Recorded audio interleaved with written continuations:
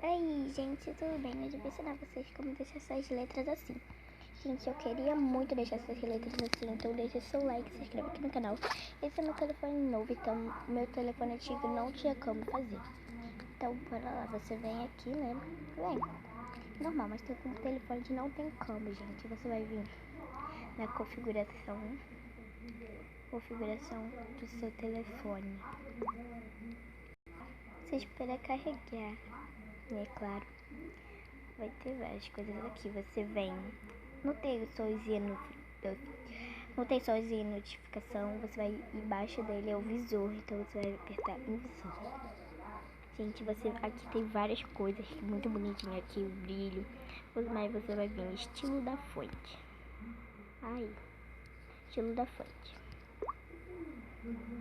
Gente, vai estar vários fontes aqui pra você botar. E a minha tá nessa daqui.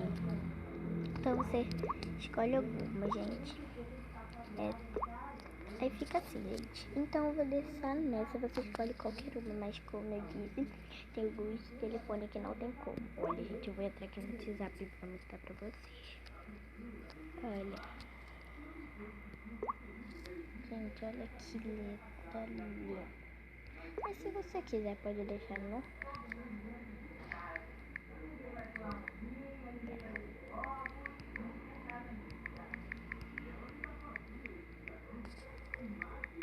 Você... Gente, fica muito bonito. Então, esse foi um vídeo muito rápido. Então, tchau. E esse é meu primeiro vídeo aqui, então tchau.